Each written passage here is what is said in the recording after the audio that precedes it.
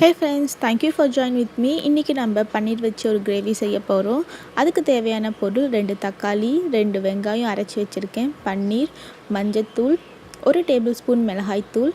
இதில் எல்லா ஸ்பைசஸும் இருக்குது. பட்டை, கிராம்பு, ஜீரகம், லவங்கம் எல்லாமே, கரம் மசாலா, ஒரு பச்சை மிளகா, கடல மாவு, ஜீரகப்பொடி,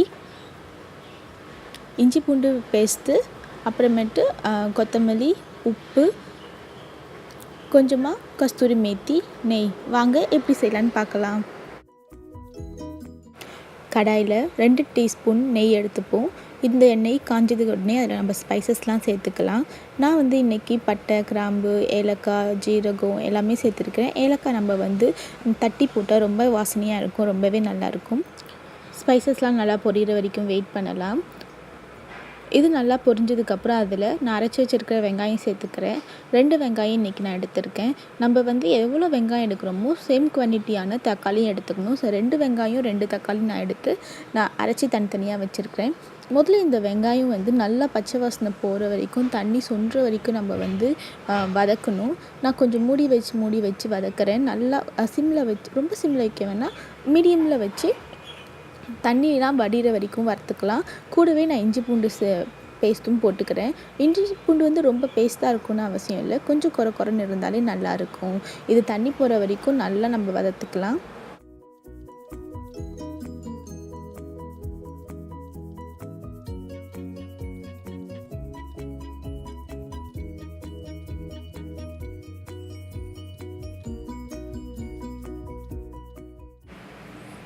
இப்போ பாருங்கள், தண்ணி ஓரளவுக்கு சுண்டிடுத்து.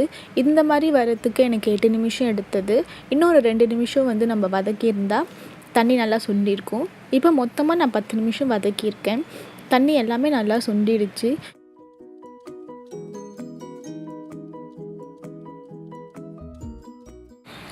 இப்போ இதில் நம்ம ஸ்பைசஸ்லாம் சேர்த்துக்கலாம்.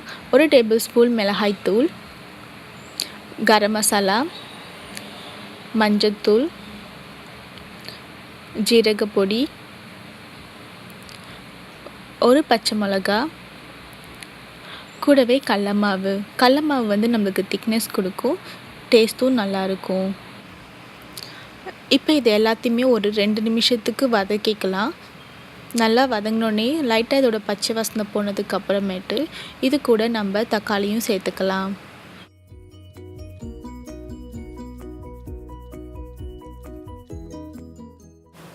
இப்போ நல்லா வதங்கிடுச்சு. இப்போ அந்த பச்சை வாசனைலாம் போயிடுத்து. அரைச்சி வச்சுருக்க தக்காளி போட்டுக்கலாம்.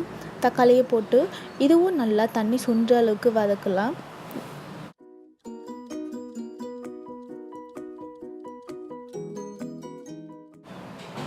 இதில் தேவையான அளவு உப்பு சேர்த்துக்கலாம்.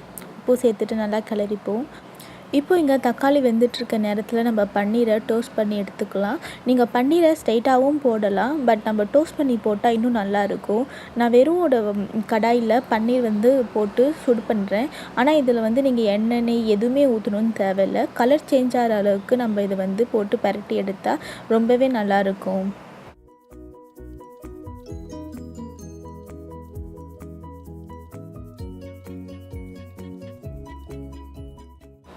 இப்போ பாருங்கள், தக்காளி நல்லா தண்ணியெல்லாம் சுண்டிட்டு ரொம்ப கெட்டியான நம்மளுக்கு கிரேவி வந்திருக்கு.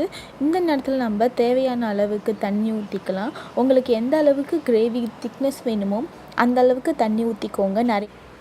நான் இன்றைக்கி 1 டம்ளர் தான் தண்ணி ஊற்றிருக்கேன். எனக்கு நல்லா கெட்டியாக வேணுங்கிறதால நான் நிறையா தண்ணி எடுத்துக்கலை. இது உங்களுக்கு எந்த அளவுக்கு தண்ணியாக வேணும், இல்லை எந்த அளவுக்கு கெட்டியாக வேணுங்கிறத பார்த்து நீங்கள் தண்ணி அட்ஜஸ்ட் பண்ணிக்கலாம். தண்ணி சேர்த்ததுக்கப்புறம் ஒரு 2 நிமிஷம் கொதிக்க விடலாம். 2 நிமிஷம் கொதித்ததுக்கப்புறம் இது கூட நம்ம பன்னீர் சேர்த்துக்கலாம். பன்னீர் சேர்த்து ஒரு 3 நிமிஷம் வேக வச்சா போதும்.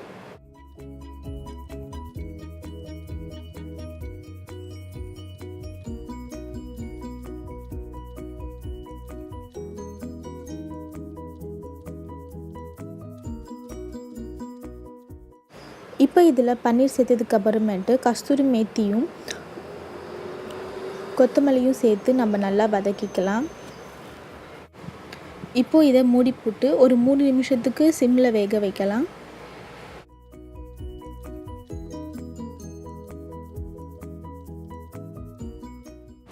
இப்போ 3 நிமிஷத்துக்கு அப்புறம் நான் ஓப்பன் பண்ணுறேன். வாவ்! பாருங்கள், பன்னீர் கிரேவி செம்மையாக ரெடியாக இருக்குது.